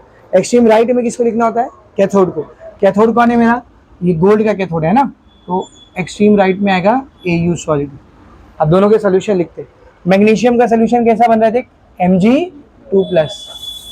Mg2+ एक्वियस, कॉन्सेंट्रेशन नहीं दिया तो नहीं लिखी। गोल्ड का सोल्यूशन कैसे बन रहा है देख, Au3+ एक्वियस, इसका भी कॉन्सेंट्रेशन नहीं दिया तो नहीं लिखेंगे। अब बीच में दोनों को कनेक्ट कर देंगे, सॉल्वेज, खत्म हो गया, 1 मार्क्स का क्वेश्चन। रिएक्शन देखकर पहचान लिए कौन एनोड है कौन कैथोड है, फॉर्मूला लिख दिया, तो दोनों टाइप के क्वेश्चन करा दिए। सेल फॉर्मूला दिया रहेगा तो रिएक्शन कैसे लिखने का, और रिएक्शन दिया रहेगा तो सेल फॉर्मूला कैसे लिखने का, समझ में अच्छे से, वेरी मच क्लियर। चलो लिखो ये पूरा, इलेक्ट्रोड पोटेंशियल और सेल पोटेंशियल। अभी इलेक्ट्रोड पोटेंशियल क्या है, सेल पोटेंशियल क्या है, सब बोर्ड पर देखेंगे। अभी हमने देखा कि गैल्वेनिक सेल के अंदर जो हाफ सेल होता है उसका कंस्ट्रक्शन कैसा होता है, उसके अंदर किसी ना किसी आयन का सोल्यूशन होता है कि नहीं, आयोनिक सोल्यूशन, और इसके अंदर हम लोग एक इलेक्ट्रोड डाल के रखते हैं जिस पर या तो ऑक्सीडेशन होगा या तो रिडक्शन होगा। ऑक्सीडेशन मतलब यहाँ पर इलेक्ट्रॉन रिलीज होगा, है ना, इलेक्ट्रॉन आएगा यहाँ पर, और रिडक्शन मतलब यहाँ पर इलेक्ट्रॉन आया हुआ जो था वो यूज हो जाएगा, गेन हो जाएगा। यानी इस इलेक्ट्रोड पर या तो नए इलेक्ट्रॉन आ रहे या उसके ऊपर मौजूद इलेक्ट्रॉन यूज हो जा रहे। अब बाहर भी क्या है बेटा, आयंस है जिसके ऊपर पॉजिटिव नेगेटिव दोनों चार्ज है, यानी इधर सोल्यूशन के अंदर भी पॉजिटिव नेगेटिव चार्ज है। इस इलेक्ट्रोड के ऊपर भी इलेक्ट्रॉन आ रहा है या तो जा रहा है, मतलब पॉजिटिव नेगेटिव चार्ज आ रहा है। तो कहीं पर अगर पॉजिटिव और नेगेटिव चार्ज होता है तो उन दोनों के बीच में क्या जनरेट होता है, पोटेंशियल जनरेट होता है ना। तो यहाँ पर इस इलेक्ट्रोड और सोल्यूशन के बीच में भी क्या जनरेट होगा बेटा, कोई ना कोई पोटेंशियल डिफरेंस या पोटेंशियल जनरेट होगा। क्या जनरेट होगा बोल, पोटेंशियल। कैसे जनरेट हो रहा है, रिएक्शन की वजह से, या तो उधर ऑक्सीडेशन रिएक्शन हो रही है, रिडक्शन रिएक्शन हो रही है। ऑक्सीडेशन रिएक्शन में भी इलेक्ट्रॉन का इन्वॉल्वमेंट है, रिडक्शन रिएक्शन में भी इलेक्ट्रॉन का इन्वॉल्वमेंट है। मतलब इस इलेक्ट्रॉन के ऊपर या तो इलेक्ट्रॉन आ रहे होंगे या तो आने वाले इलेक्ट्रॉन गायब हो रहे होंगे। सिमिलरली या तो यहाँ पर कोई चार्ज आयन रिलीज हो रहा होगा, जैसे समझ इधर ऑक्सीडेशन हुआ तो इलेक्ट्रॉन तो यहाँ रिलीज हो जाएगा, पर जो आयन बना है वो कहाँ जाएगा, वो तो सोल्यूशन में जाएगा ना। तो या तो इधर चार्ज आयन आएगा या फिर यहाँ पे मौजूद आयन जो था वो यूज हो जाएगा। यानी चार्जेस का लेन देन यहाँ पर कंटिन्यूसली चल रहा है, चार्जेस चेंज हो रहे हैं, तो कहीं ना कहीं पॉजिटिव कहीं ना कहीं नेगेटिव चार्ज जनरेट हो रहा हो। तो इलेक्ट्रोड और सोल्यूशन के बीच में क्या जनरेट हो रहा होगा बोल, पोटेंशियल डिफरेंस। इसी पोटेंशियल डिफरेंस को हम लोग क्या कहते हैं बेटा, इलेक्ट्रोड पोटेंशियल। क्या कहते हैं बोल, इलेक्ट्रोड पोटेंशियल। इलेक्ट्रोड और सोल्यूशन के बीच में बनने वाला पोटेंशियल। तो अगर मैं आपसे पूछूं इलेक्ट्रोड पोटेंशियल को डिफाइन कैसे करेंगे, तो बहुत बेसिक लेवल की डेफिनेशन वहां पे आपको दी हुई है, सब अंडरलाइन करो। पेज नंबर 104 पे देखिए, यहाँ पर पहले पैराग्राफ में, potential difference establish due to the electrode half reaction occurring at the electrode surface is the electrode potential. Electrode के सरफेस पर हो रही हाफ रिएक्शन, चाहे वो ऑक्सीडेशन हो चाहे वो रिडक्शन हो, इलेक्ट्रोड के सरफेस पे हो रही हाफ रिएक्शन की वजह से जो इलेक्ट्रोड के सरफेस के ऊपर एक पोटेंशियल डिफरेंस जनरेट हो जाता है, इसी को हम लोग क्या कहते हैं बेटा, इलेक्ट्रोड पोटेंशियल। सब लोगों ने अंडरलाइन कर लिया डेफिनेशन। तो अगर आपसे कोई पूछे डिफाइन इलेक्ट्रोड पोटेंशियल तो आपको ये डेफिनेशन लिखनी है। अब आगे बढ़ते हैं, सब लोग बोर्ड पर देखना है। बेटा अपने पास कितने हाफ सेल होते हैं गैल्वेनिक सेल में? 2 हाफ सेल होते हैं। तो we have got 2 half cells, एक हाफ सेल ये है, एक हाफ सेल ये है। समझो ये एनोड का हाफ सेल है और ये कैथोड का हाफ सेल है। तो एक इलेक्ट्रोड यहाँ पर रहेगा, एक इलेक्ट्रोड यहाँ पर रहेगा। अभी हमने पढ़ा कि अगर इलेक्ट्रोड को उसके सोल्यूशन में डिप करके हम लोग रखते हैं तो इलेक्ट्रोड और सोल्यूशन के बीच में क्या जनरेट हो जाता है? पोटेंशियल। तो यहाँ पर भी एक इलेक्ट्रोड पोटेंशियल जनरेट होगा, ठीक है ना, यहाँ पर भी एक इलेक्ट्रोड पोटेंशियल जनरेट होगा और यहाँ पर भी एक इलेक्ट्रोड पोटेंशियल जनरेट होगा। दोनों जगह पर एक इलेक्ट्रोड पोटेंशियल जनरेट होगा। भाई दोनों ही जगह रिएक्शन हो रही है ना, लेकिन नोटिस करो ये जो पोटेंशियल जनरेट हो रहा है किधर जनरेट हो रहा है, और एनोड पर जो रिएक्शन होती है वो कौन सी होती है? ऑक्सीडेशन। तो यहाँ जो इलेक्ट्रोड पोटेंशियल जनरेट होगा उसको हम लोग बोलते हैं ऑक्सीडेशन पोटेंशियल। क्या बोलते हैं बोल? Oxidation potential. इसे हम लोग क्या कहते हैं बेटा? Oxidation potential. इसको ऐसे दिखाते हैं ई ऑक्सी, ठीक है, ऑक्सीडेशन पोटेंशियल। और ये जो इलेक्ट्रोड पोटेंशियल जनरेट हो रहा है किधर हो रहा है? कैथोड पर। कैथोड पर कौन सी रिएक्शन होती है? रिडक्शन। तो यहाँ जो पोटेंशियल जनरेट होगा उसको हम लोग बोलते हैं रिडक्शन पोटेंशियल। क्या बेटा? Reduction potential. और इसको दिखाते हैं ई रेड से, तो ई ऑक्सी ई रेड। तो what is E oxy, what is E red, समझा? एनोड हाफ सेल में ऑक्सीडेशन हो रहा है, उसकी वजह से जो पोटेंशियल उस इलेक्ट्रोड पर जनरेट होगा उसका नाम है ऑक्सीडेशन पोटेंशियल, ई ऑक्सी। कैथोड हाफ सेल में जो रिएक्शन हो रहा है उसकी वजह से वहां पर जो पोटेंशियल जनरेट हो रहा है उस इलेक्ट्रोड पर, उसको हम लोग क्या लेंगे? Reduction potential. नाम क्या उसका? ई रिडक्शन। अब हम सबको मालूम है अगर हमने इसको वायर के थ्रू जनरेट किया तो ये जो सेल है ये ओवरऑल भी तो एक पोटेंशियल बनाएगा ना, जिसको नापने के लिए इधर हमने क्या लगाए थे? वोल्ट मीटर, करेक्ट है ना। तो ये वोल्ट मीटर जो पोटेंशियल नाप रहा होगा वो सेल का पोटेंशियल होगा। किसका पोटेंशियल होगा बोल? वो इसका पोटेंशियल इंडिविजुअली नहीं रहेगा बल्कि दोनों का टोटल रहेगा। क्या रहेगा बोल? जैसे समझ एनोड की वजह से 3 वोल्ट का पोटेंशियल जनरेट हो रहा है, कैथोड की वजह से 2 वोल्ट का पोटेंशियल जनरेट हो रहा है, तो ओवरऑल सेल में कितना पोटेंशियल बन के तैयार हो रहा है? 5 वोल्ट। तो सेल का पोटेंशियल क्या रहेगा बोल? 5 वोल्ट। तो सेल पोटेंशियल क्या होगा? देख, सेल पोटेंशियल हमेशा बराबर होता है, सेल पोटेंशियल बराबर होता है ऑक्सीडेशन पोटेंशियल, जो कि कहां पर बनता है बोल? एनोड पर, प्लस बोलो reduction potential at cathode. Cathode पर बनने वाले रिडक्शन पोटेंशियल और एनोड पर बनने वाले ऑक्सीडेशन पोटेंशियल, दोनों को हम लोग क्या कर देंगे? ऐड कर देंगे, तो अपने को सेल पोटेंशियल मिले। इसी चीज को हम लोग सिंबल के लिए ऐसे लिख सकते हैं, सेल पोटेंशियल बराबर होता है ऑक्सीडेशन पोटेंशियल कहां पर? एनोड पर, प्लस रिडक्शन पोटेंशियल कहां पर? कैथोड पर। तो ये एक फॉर्मूला जो आपको वहां पर दिया होगा, मिला मिला बेटा सबको? Very much clear. ये वो फॉर्मूला जो वहां पर आपको दिया और यूज कहीं भी नहीं होता, यूज कहीं भी नहीं। इस फॉर्मूले को हम लोग यूज ही नहीं करते। क्यों नहीं यूज करते हैं? समझो मैंने भी एक जिंक का इलेक्ट्रोड बनाया, किसी दूसरे इंसान ने भी जिंक का इलेक्ट्रोड बनाया, क्या हम दोनों का पोटेंशियल सेम आएगा? नहीं, डिपेंड करता है कंडीशन पर।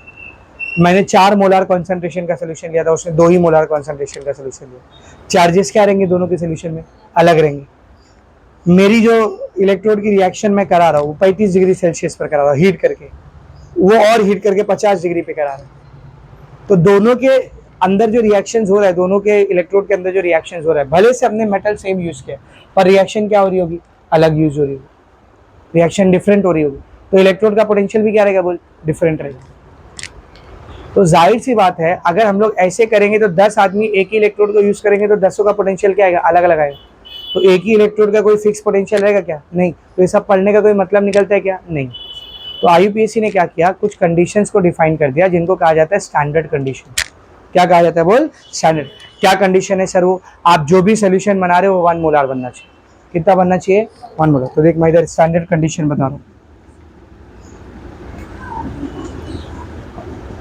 आपने जो भी सोल्यूशन लिया है उसका कॉन्सेंट्रेशन कितना होना चाहिए बोल? 1 मोलार। आपने जो भी सोल्यूशन लिया उसका कॉन्सेंट्रेशन कितना होना चाहिए? 1 मोलार। अगर आपने इलेक्ट्रोड बनाने के प्रोसेस में कोई गैस का इस्तेमाल किया है तो उसका प्रेशर होना चाहिए 1 एटमॉस्फेयर। प्रेशर कितना होना चाहिए बोल? 1 एटमॉस्फेयर। और जो भी रिएक्शन वगैरह हो रही है वो होनी चाहिए टेम्परेचर T = 25 डिग्री सेल्सियस। तो अब ये कंडीशन कौन सी कंडीशन हो गई? Standard condition. तो अब 2 जन नहीं 200 जन भी आकर के अगर इलेक्ट्रोड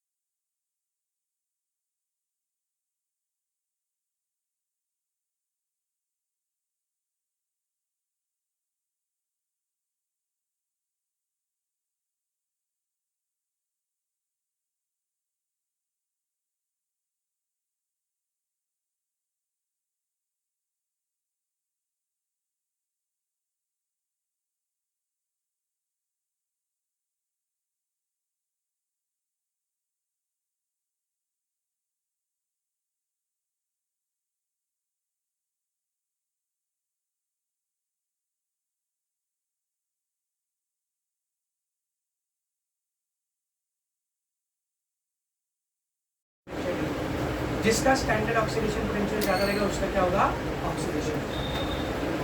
समझ में आ रहा है अच्छे से, वेरी मच क्लियर, सबको एकदम अच्छे से समझा, ठीक है ना। अब आगे बढ़ो, ठीक है, जरा ध्यान से। ये फॉर्मूला था, कहीं भी यूज़ नहीं होता है, हटा दो उसको, क्योंकि स्टैंडर्ड कंडीशन में नहीं, ऐसे 10,000 एक ही इलेक्ट्रॉन के 10,000 अलग अलग पोटेंशियल आते रहेंगे, इसलिए हमने स्टैंडर्ड कंडीशन को डिफाइन किया और उसके लिए फॉर्मूला निकाला। अच्छा, स्टैंडर्ड कंडीशन की डेफिनेशन आपको दिया हुआ है, देखो स्टैंडर्ड कंडीशन की डेफिनेशन क्या दिया, देखो पेज नंबर 105 पर टॉप पर देखो, the standard condition chooses are 1 molar concentration of solution, 1 atmospheric pressure for gases, solid and liquid in pure form and 25 degree Celsius. यही सब लिखा हुआ है वहाँ पर भी, मिल गया सबको। अब आगे बढ़ो, तो ये एक नया फॉर्मूला आ गया, एक नया फॉर्मूला आ गया, ठीक है ना। तो ये वाला फॉर्मूला कहीं यूज नहीं होता था, इसलिए हमने ये वाला फॉर्मूला बनाया। ये फॉर्मूला भी कहीं भी यूज नहीं होता, ये फॉर्मूला भी कहीं भी यूज नहीं होता। क्यों नहीं यूज होता है, देखो एकदम सिंपल सी बात है, एक ही इलेक्ट्रोड का फिर मुझे दो पोटेंशियल निकालना, लाइक जिंक का इलेक्ट्रोड है तो मुझे उसका ऑक्सीडेशन का पोटेंशियल भी निकालना पड़ेगा और रिडक्शन का, क्योंकि जाहिर सी बात है किसी सेल में जिंक एनोड की तरह बिहेव कर रहा है तो किसी दूसरे सेल में हो सकता है एनोड की तरह बिहेव करे, तो जहाँ वो एनोड की तरह बिहेव कर रहा होगा वहाँ पर उसका ऑक्सीडेशन पोटेंशियल लेना पड़ेगा, और जहाँ वो कैथोड की तरह बिहेव कर रहा होगा वहाँ पर उसका रिडक्शन। यानी एक ही इलेक्ट्रोड के मुझे कितने कितने पोटेंशियल याद रखने पड़ेंगे, दो 100 इलेक्ट्रोड है तो सबके दो पोटेंशियल, 200 पोटेंशियल। तो इस काम को और आसान करने के लिए आईयूपीएसी ने एक और रूल फिक्स कर दिया। आईयूपीएसी ने बोला जब भी किसी इलेक्ट्रोड का पोटेंशियल नापा जाएगा तो कभी भी ऑक्सीडेशन का पोटेंशियल नहीं नापाएगा, हम लोग हमेशा रिडक्शन का पोटेंशियल नापेंगे। हमेशा किसका पोटेंशियल नापेंगे, बोल रिडक्शन। देखिए रूल वहाँ पर आपको बोल्ड करके दिया है, बड़े बड़े शब्दों में लिखकर है, ध्यान से देखो। According to IUPAC convention, standard potential of an electrode is taken as the standard reduction potential. IUPAC ने बोला ऑक्सीडेशन वाले को मारो गोली। हम लोग जब भी किसी इलेक्ट्रोड का पोटेंशियल नापेंगे तो हमेशा कौन सा नापेंगे, रिडक्शन पोटेंशियल ही नापेंगे। तो आईयूपीएसी के रूल्स के मुताबिक, आईयूपीएसी ने स्टैंडर्ड्स तय कर दिया है उसके मुताबिक हम लोग स्टैंडर्ड पोटेंशियल हमेशा कौन सा लेंगे, स्टैंडर्ड पोटेंशियल जब भी लिया जाएगा तो वो हमेशा कौन सा लिया जाएगा, रिडक्शन। हमेशा किसको लिया जाएगा, बोल रिडक्शन। ऑक्सीडेशन वाले पोटेंशियल को हम लोग नहीं लेंगे, लेकिन सर फॉर्मूले में तो दोनों आ रहे हैं, रिडक्शन भी आ रहा है और ऑक्सीडेशन भी आ रहा है। तो अगर सिर्फ रिडक्शन वाले को लेंगे तो इसका क्या करेंगे, तो बेटा एकदम सिंपल है, समझ एक ऑक्सीडेशन की रिएक्शन होगी ना, सब लोग ध्यान देंगे, एक ऑक्सीडेशन की रिएक्शन जिंक को, ऑक्सीडेशन मतलब लॉस होगा, Zn में Zn2 प्लस बना और 2 इलेक्ट्रॉन को लूज कर दिया, ठीक है ना। अब समझ इसका स्टैंडर्ड पोटेंशियल आपने निकाला, जो कि ऑक्सीडेशन क्या है बोल, इसकी वैल्यू है बोल प्लस, समझ प्लस एक्स कितनी है बोल 10। हमें क्या होता है, इसको रिवर्स उल्टा कर देते हैं, तो उल्टी रिएक्शन कैसे देगी, Zn2 plus plus 2 electron giving Zn। अच्छा, जब रिएक्शन को उल्टा करते हो, थर्मोकेमिस्ट्री का रूल याद है, यहाँ पर जो भी वैल्यू लिखी होती है वो भी क्या हो जाती है, वैल्यू तो सेम रहती है पर साइन हो जाती है चेंज। ये प्लस एक्स से क्या हो जाएगा बोल माइनस एक्स। अब जरा नोटिस करना, आपने अगर ऑक्सीडेशन रिएक्शन को रिवर्स किया तो वो रिडक्शन रिएक्शन होगी, देख रहे हो। ऑक्सीडेशन रिएक्शन को उल्टा की तो क्या बन गया भाई, गेन ऑफ इलेक्ट्रॉन हो रहा है ना इधर, ये क्या बन गया, रिडक्शन। तो ऑक्सीडेशन रिएक्शन को उल्टा करने पर रिडक्शन रिएक्शन बनती है, मतलब ये जो पोटेंशियल है कौन सा रहेगा, रिडक्शन। तो जरा इन दोनों को कंपेयर करो, ऑक्सीडेशन का स्टैंडर्ड पोटेंशियल और रिडक्शन का स्टैंडर्ड पोटेंशियल न्यूमेरिकली सेम होता है, न्यूमेरिकल वैल्यू दोनों की क्या रहती है, सेम, बस किस चीज़ का फर्क रहता है, साइन। ये प्लस करेगा तो ये माइनस करेगा तो प्लस। वैसा लिख सकता हूँ मैं, कहीं पर अगर ई नॉट ऑक्सी लिखा हुआ है तो उसके लिए मैं क्या लिख सकता हूँ, E nought minus E nought reduction. ये चीज़ को इधर रख दे, क्या है ई नॉट ऑफ सेल बराबर हो जाएगा किसके, बोल ई नॉट ऑक्सी क्या क्या जाएगा बोल माइनस ई नॉट रिडक्शन, किसका रे, एनोड पर जो भी है उसका, ठीक है, प्लस ई नॉट रिडक्शन किसका रे, कैथोड पर जो भी है उसका। अब भाई पहले रेड और ऑक्सी की लिख रहे थे ताकि दोनों में फर्क पता चले या रिडक्शन पोटेंशियल या ऑक्सीडेशन पोटेंशियल, और अब आईयूपीएसी ने क्या कर दिया है, फिक्स कर दिया, जब भी पोटेंशियल रहेगा खाली कौन सा रहेगा, रिडक्शन। ये रेड रेड कितनी यूनिट है क्या, नहीं, इन दोनों को हटा दो, रेड रेड को हटा दो, क्योंकि अब हमको पता है जब भी ई नॉट लिखा हुआ रहेगा तो हमेशा कौन सी वाली वैल्यू रहेगी, रिडक्शन की रहेगी, ऑक्सीडेशन की कभी यूज नहीं करेगी। किसका रूल है ये, मेरा रूल नहीं, किसका रूल है, आईयूपीएसी। अब देख मैं इसको कैसे लिख सकता हूँ, E nought of cell is equal to बोल माइनस ई नॉट, रेड लिखने की जरूरत है क्या, खाली क्या लिखेंगे, anode, plus E nought, red लिखने की जरूरत है क्या लिखेंगे, खाली कैथोड। करेक्ट है। तो जरा ध्यान से देखना, ई नॉट ऑफ सेल का एक और फॉर्मूला क्या है, ई नॉट ऑफ सेल ये जो प्लस में इसको पहले लिखो, standard reduction potential of cathode और फिर minus standard reduction potential of anode. एक फॉर्मूला ये बन गया, ये वो फॉर्मूला है जो काम है, ये फाइनल फॉर्मूला, ये न्यूमेरिकल में काम है। समझे अच्छे से। ई नॉट ऑफ सेल का क्या फॉर्मूला बोलो, ई नॉट ऑफ सेल का क्या फॉर्मूला है, ई नॉट ऑफ सेल का क्या फॉर्मूला बोल, standard reduction potential of cathode minus standard reduction potential of, सब कुछ एकदम अच्छे समझे। ये पूरा टॉपिक आपको 2 पेजेस में दिया। अब इसके ऊपर भी एक क्वेश्चन है वो सॉल्व करते हैं, आप लिखते जा सकते हैं, ठीक है। तो नेक्स्ट लेक्चर में यहाँ से स्टार्ट करूँगी फर्स्ट इक्वेशन, बहुत इंपॉर्टेंट है, बहुत सा आपने दिया ये फर्स्ट इक्वेशन। नेक्स्ट लेक्चर यानी कल का लेक्चर यहीं से चालू है। पहले इस टॉपिक के ऊपर बेसिक क्वेश्चन सॉल्व करते हैं। एक्सरसाइज में आओ, पेज नंबर 108, क्वेश्चन नंबर 2 का 5।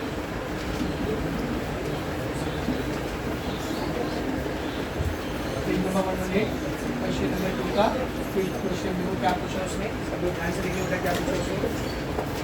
What is the standard cell potential for the reaction? Standard cell potential, इधर standard cell potential, उल्टा पढ़ इसको, potential cell standard, उल्टा पढ़। potential बोले तो E, cell बोले तो cell, standard बोले तो E नॉट ऑफ cell निकालना, standard cell potential, ठीक है ना, standard cell potential ये आपने को निकालना। अब क्या दिया हुआ है देखिए, रिएक्शन दी, क्या दी बेटा, रिएक्शन दी हुई है, क्या दिए बोल, रिएक्शन। तो सब लोग ध्यान से देखना, क्या रिएक्शन दिए थे, 3 निकल solid plus 2 aluminium 3 plus giving 1 होगा, है ना। ऐसे उसका काम तो नहीं दिया है, ठीक है। 3 निकल 2 प्लस ये भी 1 mole plus 2 aluminium salt. So this is the reaction, ठीक है ना। और इस रिएक्शन के नीचे भी कुछ लिख के दिया, ई नॉट ऑफ निकल, कितना दिया वो ई नॉट ऑफ निकल, ई नॉट ऑफ निकल में दिया हुआ है -0.25 volt and E nought of copper कितना दिया, E nought of aluminium, sorry E nought of aluminium कितना दिया वो -1.66 वोल्ट। सही है, सही है, सही है, सही है। चल वोल्ट का देखो, देखो। तो अब अपने को ई नॉट ऑफ सेल निकालना है। ई नॉट ऑफ सेल का फॉर्मूला क्या होता है, E nought of cathode minus E nought of anode. और इधर कैथोड एनोड पता नहीं, निकल और एल्यूमिनियम दिया, हमें कैसे पता चलो कैथोड कौन है एनोड कौन है। ये ना रिएक्शन, रिएक्शन को देखो, सब बोर्ड पर देखेंगे बेटा, सब बोर्ड पर देखेंगे। ये जब निकल था इसके ऊपर क्या चार्ज आ चुका है, Ni2+। पॉजिटिव चार्ज कब आता है, जब इलेक्ट्रॉन निकलेगी, तो निकलने से इलेक्ट्रॉन निकल गया, लॉस ऑफ इलेक्ट्रॉन, करे loss of electron, loss of electron मतलब ऑक्सीडेशन। तो ये निकल कौन हुआ, जिसका ऑक्सीडेशन मतलब कौन होता है, एनोड, जिसका ऑक्सीडेशन मतलब कौन होता है, एनोड। इधर देखो एल्यूमिनियम पे 3 प्लस था, यहाँ पे बन गया वो एल्यूमिनियम, पॉजिटिव चार्ज हट गया। पॉजिटिव चार्ज का बाद हटता है जब इलेक्ट्रॉन को गेन, तो यहाँ पर क्या हो रहा है बोल, गेन ऑफ इलेक्ट्रॉन, यहाँ पर क्या हो रहा है बोल, गेन ऑफ इलेक्ट्रॉन, यानी इसका क्या हो रहा है बोल, रिडक्शन। और रिडक्शन किसका होता है, रिडक्शन किसका होता है, कैथोड। तो मैं यहाँ पर लिखूंगा, सिंस निकल सॉलिड इज गेटिंग ऑक्सीडाइज्ड, निकल सॉलिड क्या हो रही है बोल, उसका ऑक्सीडेशन हुआ है, दैट इज निकल सॉलिड इज, जिसका ऑक्सीडेशन होता है कौन होता है, एनोड, जिसका ऑक्सीडेशन होता है कौन होता है, एनोड। यहाँ पर मेरा जो निकल सॉलिड है ये कौन है बोल, anode. Also and Al3+ is getting reduced, that is reduce होकर क्या बन रहा है, reduce होकर क्या बन रहा है, एल्यूमिनियम सॉलिड, जिसका रिडक्शन होता है वो कौन होता है, कैथोड। यहाँ पर एल्यूमिनियम सॉलिड कौन है मेरा, बोल कौन है, कैथोड। मैंने एनोड कैथोड पहचान दिया। अब देखो फॉर्मूला क्या निकालना था मेरे को, बोलना जल्दी। ई नॉट ऑफ सेल क्या फॉर्मूला था बोल, E nought of cathode minus E nought of anode. अब ध्यान से देख, ई नॉट कैथोड कौन है, E nought aluminium minus E nought anode कौन है एनोड कौन है वो एनोड कौन है निकल ई नॉट ऑफ एल्यूमिनियम कितना है एल्यूमिनियम का E nought -12.66 minus E nought of nickel कितना है -0.25 ये माइनस माइनस क्या लेगा बोल प्लस हो जाएगा दोनों को माइनस करते हैं -1.66 प्लस 0.25 दोनों माइनस होगा 6 में से 5 गया 6 में से 2 गया 4 में से 2 गया 1 कितना आ गया बोल -1.41 ये अपना आंसर समझा अच्छे से इसे करेगा चलिए सबको समझा कि ये वाला क्वेश्चन नंबर अब सेल किस में आ रहा है प्लस में आ रहा है माइनस में आ रहा है मतलब ये जो गैल्वेनिक सेल है ना ये अपने को ईएमएफ बना के लिए उल्टा यूज़ करेगा यानी यहाँ पर जो रिएक्शन होगी वो स्पॉन्टेनियस नहीं होगी कैसे होगी नॉन स्पॉन्टेनियस होगी जब भी गैल्वेनिक सेल में स्पॉन्टेनियस रिएक्शन होती है ना अब अपने को ईएमएफ बना करके देता है उसका जो ई नॉट सेल है ना पॉजिटिव आता है नेगेटिव नहीं आता कैसा आता है बोल पॉजिटिव आता है सब में आ रहा अच्छे से और उस केस में ना आपको कैथोड एनोड पहचानने के लिए रिएक्शन भी होने की जरूरत नहीं पता है क्यों अगर एक गैल्वेनिक सेल है ध्यान से सुनना मैं क्या बोल रहा हूँ बहुत इंपॉर्टेंट होता है अगर एक गैल्वेनिक सेल है जो हमको ईएमएफ बना करके दे हमको कुछ करने की जरूरत नहीं खुद ईएमएफ बना के स्पॉन्टेनियस रिएक्शन हो तो ये ई नॉट ऑफ सेल कैसा आएगा पॉजिटिव अब इसको पॉजिटिव आने के लिए पहली वाली वैल्यू बड़ी होनी चाहिए और दूसरी वाली वैल्यू क्या होनी चाहिए छोटी तो जो दो ई नॉट दिया रहेगा ना उसमें जो बड़ा रहेगा वो कैथोड रहेगा जो छोटा रहेगा वो एनोड समझे कब जब स्पॉन्टेनियस हो रहा हो अगर यहाँ पे ये रिएक्शन नहीं दे अब बोलता है ये गैल्वेनिक सेल है बोल देता है अभी फिलहाल ये गैल्वेनिक सेल नहीं है क्योंकि ये ईएमएफ बना के नहीं दे रहा बल्कि यूज़ कर रहा है अगर आपको बोलता इन आ गैल्वेनिक सेल एक गैल्वेनिक सेल है रिएक्शन नहीं देता क्या बोलता है एक गैल्वेनिक सेल है उसमें ई नॉट निकल इतना है ई नॉट एल्यूमिनियम इतना है अब बताओ उसका सेल का ईएमएफ कितना रहेगा तो अगर ये गैल्वेनिक सेल होता तो ई नॉट सेल पॉजिटिव आने के लिए कैथोड का ज़्यादा होना चाहिए एनोड का कम होना चाहिए तो दोनों में ज़्यादा कौन है 1.66 है ना नहीं नेगेटिव एनोड ये बड़ा है वो ये कैथोड होता हुआ एनोड तो जब इसमें से इसको माइनस करते तो आंसर पॉजिटिव लेकिन यहाँ ऐसा नहीं करेंगे क्योंकि इधर उसने बोला नहीं गैल्वेनिक सेल इधर उसने क्या बोला मैं जो रिएक्शन दे रहा हूँ इसके हिसाब से तो उसकी भी रिएक्शन के हिसाब से ही आंसर लेकिन अगर कोई गैल्वेनिक सेल होता है मैं लिख देता हूँ ये पॉइंट जो अभी मैंने आपको समझाया मेरे ध्यान से अगर कोई गैल्वेनिक सेल है गैल्वेनिक बोलो या फिर वोल्टेज बोलो तो उसमें कौन सी रिएक्शन होगी स्पॉन्टेनियस रिएक्शन उसमें ईएमएफ यूज नहीं होगा ईएमएफ जनरेटेड और ईएमएफ जनरेटेड की कंडीशन क्या होती है ईएमएफ जनरेटेड की कंडीशन क्या होती है जो ई नॉट ऑफ सेल है वो कैसा आना चाहिए पॉजिटिव और अगर ई नॉट ऑफ सेल पॉजिटिव आया है तो इसके लिए कौन बड़ा होना चाहिए कौन छोटा होना चाहिए ई नॉट ऑफ एनोड बड़ा होना चाहिए और ई नॉट ऑफ कैथोड छोटा एनोड छोटा होना चाहिए तो जिसका ई नॉट ज़्यादा है वो कैथोड और जिसका ई नॉट कम रहेगा वो तो अगर रिएक्शन नहीं दी और बोल दिया गैल्वेनिक सेल और खाली दो ई नॉट दिया हुआ तब कैसे पहचान लो कि कौन कैथोड है कौन एनोड है समझा ये ऐसे पहचान जिसका ई नॉट ज़्यादा वो कैथोड जिसका ई नॉट कम वो और ये आज समझा रहा हूँ ना नेक्स्ट लेक्चर में कल या परसों के लेक्चर में जब और न्यूमेरिकल सॉल्व करेंगे ना तब आपको ये पॉइंट का इंपॉर्टेंट समझेगा जब ई नॉट दिया रहेगा और मैं बोलूँगा पहचानो कौन कैथोड है कौन एनोड है तो तुम में से कोई लाजवाब बच्चा बोलेगा कि सर इधर तो रिएक्शन भी ही नहीं है चाहिए भी नहीं रिएक्शन अगर उसने बोल दिया गैल्वेनिक सेल है ईएमएफ बना के दे रहा है हमको तो जिसका ई नॉट ज़्यादा है वो कैथोड और जिसका ई नोट कम है समझा अच्छे से।